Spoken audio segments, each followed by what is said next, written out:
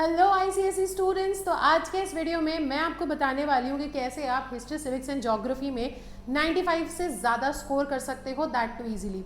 I understand your pain कि बहुत ज़्यादा सिलेबस है, बहुत वास्ट है, इतने सारे चैप्टर्स हैं, कैसे कवर होंगे।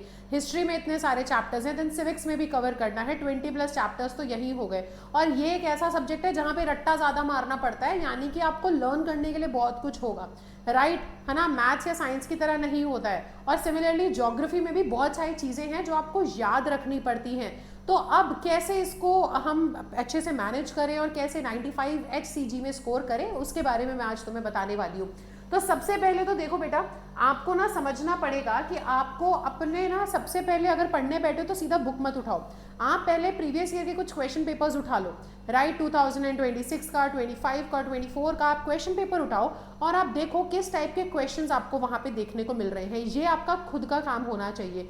Do not depend on a teacher for this basic thing. Sorry, आप किसी टीचर के ऊपर डिपेंड मत करो इतनी बेसिक चीज़ के लिए, क्योंकि टीचर जो तुम्हें बताने वाली है, राइट, वो चीज़ ना उतने अच्छे से समझ में नहीं आएगी जब आप खुद से करेंगे। तो आपको करना क्या है, 2024 का क्वेश्चन पेपर अपने सामने खोल लो, 2025 का, 2026 का। आप सेक्शन वाइज गो थ्रू करना स्टार्ट करो, किस टाइप के क्वेश्चंस पूछे गए हैं, किस चैप्टर से पूछे गए हैं।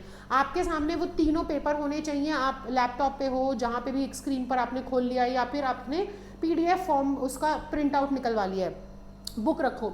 बुक में चैप्टर्स लिखे हैं इंडेक्स में, है ना। तो उन चैप्टर्स के आगे आप देखो कितने क्वेश्चंस आ रहे हैं, कौन से चैप्टर्स से और किस टाइप के क्वेश्चंस आ रहे हैं, वो आप बुक में लिख लो कि इस वाले चैप्टर से एक डेफिनेशन का क्वेश्चन आया है, डेट्स यहाँ से पूछी गई हैं, यहाँ से फंक्शंस पूछे गए हैं, यहाँ से बेसिकली पूछा गया ऑब्जेक्टिव क्या है, WHO का ऑब्जेक्टिव क्या है, फंक्शन क्या है, ये पूछा गया है, डेफिनेशन पूछी गई है। तो आप चैप्टर के सामने वो चीज़ें लिख लो। 2024 में क्या था, 2025 में, 2026 में।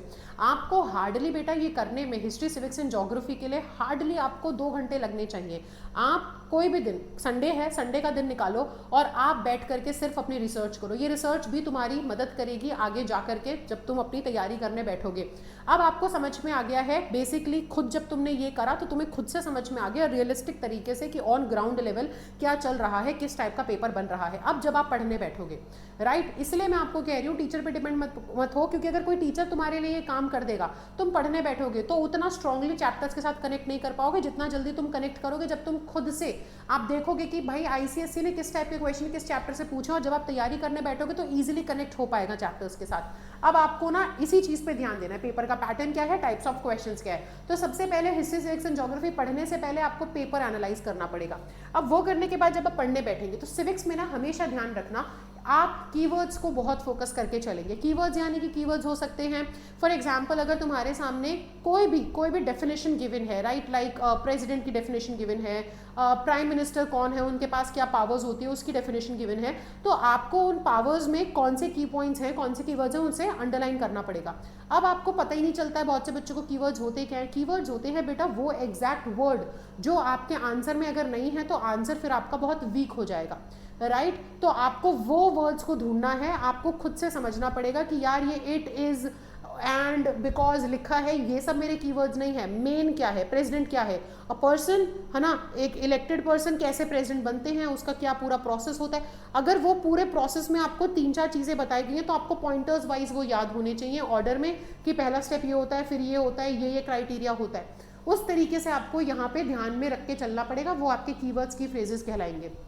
कॉन्स्टिट्यूशनल टर्म्स याद रख के चलो, बहुत इंपॉर्टेंट। जब भी सिविक्स पढ़ने बैठ रहे हो, कोई एक पेज आपने ओपन किया है, कोई आपका चैप्टर है, उस चैप्टर में कॉन्स्टिट्यूशनल टर्म्स को अंडरलाइन कर लो, मार्क कर लो हाइलाइटर से, और कीवर्ड्स को हाईलाइट करते हुए चलो, राइट। फंक्शंस, अगर आप किसी भी चीज़ को पढ़ रहे हो, कोई भी, लाइक फॉर एग्जांपल अगर हम पढ़ रहे हैं, अब ये हर चैप्टर में, वैसे तो ये तो हिस्ट्री में भी होगा, ये सिविक्स में भी होगा, ये ज्योग्राफी में भी होगा, हर जगह पर आपको फंक्शंस पे भी ध्यान देना पड़ेगा। अगर एक बॉडी है, यूएन है, यूएन के क्या क्या फंक्शंस हैं, क्या काम करता है यूएन, WHO क्या क्या काम करता है, क्या क्या उसके ऑब्जेक्टिव्स होते हैं, राइट, उनको आपको ध्यान में रखना पड़ेगा। अब बेटा यहाँ पर ना आपको समझना है कि आपको पूरे पूरे पैराग्राफ नहीं लर्न करने हैं, आप पॉइंटर्स में लिखो, पॉइंटर्स में काम करो, पॉइंटर्स में आपको आंसर मिल जाना चाहिए इजीली।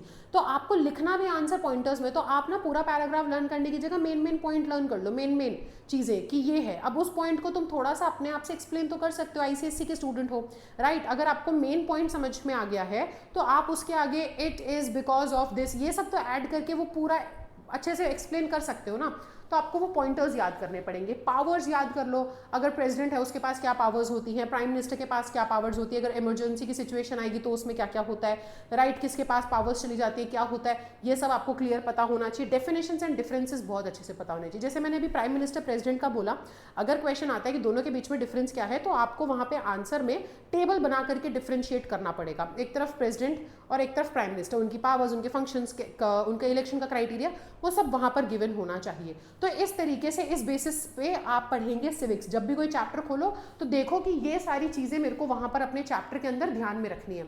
एक चैप्टर पढ़ लिया है ना, या एक पेज आपने पढ़ लिया, एक पेज में जितनी भी चीजें, फिर बुक को बंद करो और आपको लिखना नहीं है, कुछ नहीं करना है, सिर्फ आंखें बंद करके ध्यान में लेकर के आना उस पेज पे क्या क्या था, क्या क्या तुमने पढ़ा। तो सबसे पहले मैंने इस चीज के बारे में पढ़ा, इसके ये फंक्शंस हैं, ये पावर्स हैं, और जो प्रेसिडेंट होता है उसके ये फंक्शंस, ये पावर्स हैं, इसके ये फंक्शन, ये पावर है। बस आपको मेमोराइज करना है, जरूरी नहीं है तुम्हें एग्जैक्ट जो तुमने पढ़ा वर्ड टू वर्ड याद आ जाए, बट तुम्हें इतना समझ में आना चाहिए कि तुम अगर किसी और को समझाने बैठो तो तुम्हें इजीली तुम उस सामने वाले इंसान को समझा सको। तो बेसिकली आपको टीचर टीचर खेलना है अपने मन में, ठीक है, कि आपने एक पेज पढ़ लिया, अब उसको आंखें बंद करके कि अच्छा ये होता है, ऐसे होता है, ऐसे होता है, ऐसे होता है, ऐसे होता है, बस खत्म, राइट। अब अगर हम हिस्ट्री देखें तो हिस्ट्री में बेटा क्रोनोलॉजी बहुत मैटर करती है।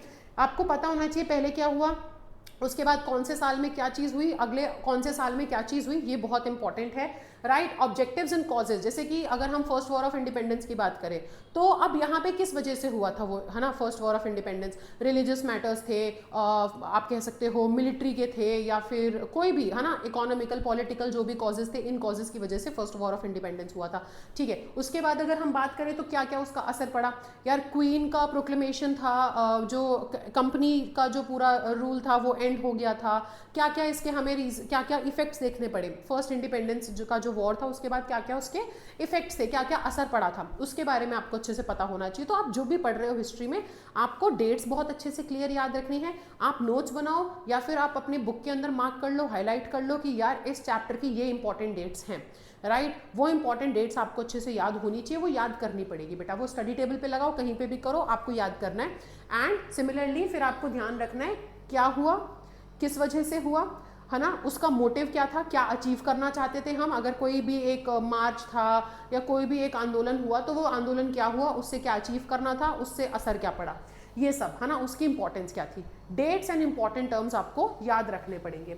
ज्योग्राफी की अगर मैं बात करूं तो ज्योग्राफी में बेटा अंडरस्टैंडिंग बहुत अच्छी होनी चाहिए, मैप्स पे बहुत ध्यान देना, डायग्राम्स पे ध्यान देना, डेटा इंटरप्रिटेशन पर एंड रीजंस पर। यानी कि हर एक चैप्टर में ये मान के चलो तुम्हें पता होना चाहिए, हर एक चैप्टर में हर एक टर्म को लेकर के, हर एक इंपॉर्टेंट जो टॉपिक चैप्टर में टच हो रहा है उसको लेकर क्लैरिटी होनी चाहिए, क्या, क्यों, किधर, एडवांटेजेस क्या है, डिसएडवांटेजेस क्या है, सिंपल आपको बहुत क्लियरली पता होना चाहिए। एक एरिया है, एक एरिया में अगर एक एरिया की बात हो रही है उसमें कितने पोर्ट्स हैं, उन पोर्ट्स की लोकेशन क्या क्या है, क्या क्या फायदा है, अच्छा रिवर्स कौन सी हैं, कौन सी 5 इंपॉर्टेंट रिवर्स हैं। अगर कोई भी टॉपिक है, वो जिस भी चीज के बारे में बात कर रहा है, आपको वो सारी चीजें एज इट इज याद करनी होंगी।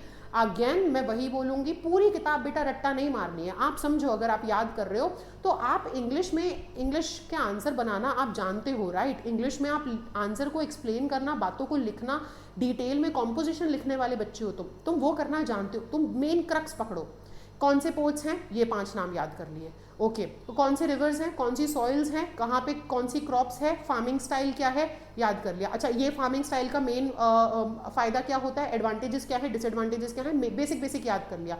इसको एक्सप्लेन करना पड़ेगा, जब तुम्हें वो समझ में आ गया है तो तुम एक्सप्लेन अपने आप कर दोगे, उस तरीके से आपको पढ़ना रहेगा।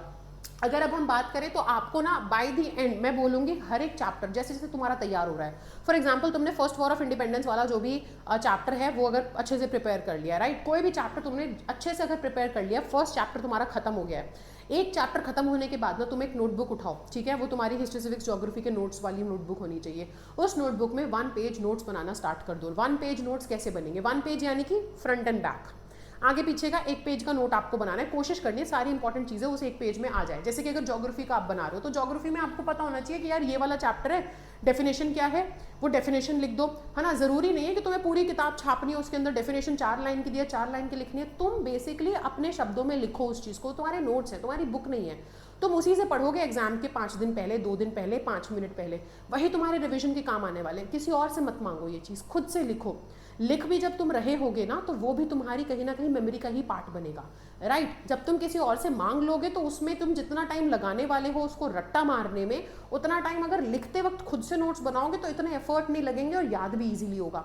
तो आपको अगर कोई भी चीज़ तुम पढ़ रहे हो तो डेफिनेशन आपको कीवर्ड समझ में आ गया कि यार इस डेफिनेशन के अंदर ये चीज़ इंपॉर्टेंट है, लोकेशन इंपॉर्टेंट है, या ये सॉइल इस कलर की होती है, ये चीज़ मेरे को इंपॉर्टेंट है, ये चीज़ लिखना पड़ेगा, तभी मैं बाकी सॉइल से इसको डिफ्रेंशिएट कर सकता हूँ। ये सॉइल कहाँ पाई जाती है, इंडिया के कौन से रीजन में पाई जाती है, वो आपके लिए इंपॉर्टेंट है बताना। तो वो चीज़ें लर्न कर लो, इंपॉर्टेंट वही चीज़ आप अपने 1 पेज नोट्स में लिखो कि भाई ये वाली सॉइल है, इसके ये फीचर्स हैं, ये डेफिनेशन मैंने लिख दी, ठीक है, कहाँ पाई जाती है, रीजंस क्या है उसके, इस कलर का वो आपने बता दिया, लोकेशन वहाँ पर लिख दी। कोई क्वेश्चन लोकेशन बेस्ड, अगर आपको वहाँ पे चैप्टर में कोई क्वेश्चन दिख रहा है वो इंपॉर्टेंट क्वेश्चन वहाँ पे ऐड कर सकते हो। अच्छा, अगर कोई भी चैप्टर पढ़ रहे हो उस चैप्टर में अगर लिखा हुआ है कि जैसे डैम्स कौन से कितने कितने हैं, कहाँ कहाँ पर हैं, सबसे बड़ा डैम कहाँ पर है, उसके बारे में कुछ लिखा हुआ है, सॉइल्स के बारे में लिखा है, फॉरेस्ट के बारे में लिखा है, फार्मिंग स्टाइल्स के बारे में लिखा है, वो चीज़ें आपके 1 पेज नोट्स में आ जानी चाहिए, ठीक है। सिमिलरली जब आप हिस्ट्री वगैरह के लिए जैसे यूनाइटेड नेशंस के ऊपर आप एक नोट्स बना रहे हो, एग्जाम्पल ले लो, ठीक है, तो आप उसमें लिखोगे कब इसका फॉर्मेशन कब हुआ था, यूनाइटेड नेशंस है क्या, राइट, कौन सी कंट्रीज़ हैं, आपने वो लिख दिया। अच्छा, फॉर्मेशन क्या है उसका, प्रिंसिपल ऑर्गन्स क्या हैं, ऑब्जेक्टिव क्यों इसको फॉर्म किया था, राइट। अच्छा, फंक्शन क्या है, क्या काम करती है एजेंसीज, इंपॉर्टेंट ईयर्स, इन्होंने ऐसा कुछ काम किया इस ईयर में, वो सब आपको लिखना है। तो बेसिकली ऐसे आपके 1 पेज नोट्स होने चाहिए, इस तरीके से आपको प्रिपरेशन करनी है। अगर आपने हर चैप्टर इस तरीके से पढ़ना चालू कर दिया, राइट, इस लय में पढ़ना चालू कर दिया, हर एक चैप्टर के बाद तुमने खुद 1 पेज नोट्स बना लिए। मैं बता रही हूँ मेरे पास अभी भी मेरे टाइम पे जो 1 पेज नोट्स थे वो अभी भी रखे हैं, वो मैंने कभी भी फेंकने नहीं दिए, क्योंकि मुझे मालूम था कि यार ये बहुत मतलब इतने अच्छे मैंने नोट्स बनाए हैं। कभी मैंने सोचा तो ये था कि मैं अपने जूनियर्स को दे दूंगी, हालांकि कभी ऐसा आया नहीं, कोई टकराया नहीं, किसी ने मांगे नहीं, वो भी पड़े रह गए मेरी अलमीरा में, तो मुझे पता नहीं चला, कबर्ड में पड़े रह गए वो नोट्स। आज मैंने उन्हें खोला, मैंने ढूंढा, मुझे मिले, एंड मैं आपको ना एक वीडियो में ज़रूर दिखाऊंगी मैंने कैसे अपने 1 पेज नोट्स बनाए थे। आप वैसे 1 पेज नोट्स बनाइए एंड उस हिसाब से आप पढ़ोगे। मैं बता रही हूँ एग्जाम में जाने से पहले 15 मिनट अगर तुम बैठ के तुमने अपने 1 पेज नोट्स को अगर रिवाइज कर लिया, बेटा 15 मिनट में 5 चैप्टर 10 चैप्टर कर लोगे तुम रिवाइज। वहीं पर अगर तुम बुक लेकर के बैठोगे तो नहीं हो पाएगा। तो वो आपका ना कॉन्सेप्ट्स के लिए 1 पेज नोट्स मैं बोलूँगी बहुत इंपॉर्टेंट है। हर एक चैप्टर पढ़ो और चैप्टर को पढ़ने के बाद जब भी रिवीजन करना है तो आप एक दिन निकाल करके उसके 1 पेज नोट्स बना लो और 1 पेज नोट्स बुक खोल के बना लो। बुक खोल के देखो कि यार इंपॉर्टेंट चीज़ें 1 पेज नोट्स में मैंने लिख दिया अपने शब्दों में, छोटा छोटा करके, पूरी नहीं लिखना कि सारी पूरा चैप्टर एक पेज में मेरे को समाना है। फिर उसी से रिवीजन आपका कंटिन्यूस होना चाहिए, हिस्ट्री में भी, सिविक्स में भी, ज्योग्राफी में भी। तो ये चीज़ अगर आप करके चलोगे तो आपका जो सिलेबस इतना बड़ा लगता है वो भी कम लगेगा एंड इजीली रिवीजन हो पाएगा। एंड क्वेश्चन जब भी पढ़ने बैठो तो क्वेश्चन पेपर का एनालिसिस पहले आपको करके चलना है। तो इस तरीके से आप लोग बहुत ईजिली 95+ स्कोर कर सकते हो। And obviously practice is the key, आपको वही चीज़ परफेक्ट बनाएगी। तो प्रैक्टिस करने से बिल्कुल भी हिचकिचाएंगे नहीं।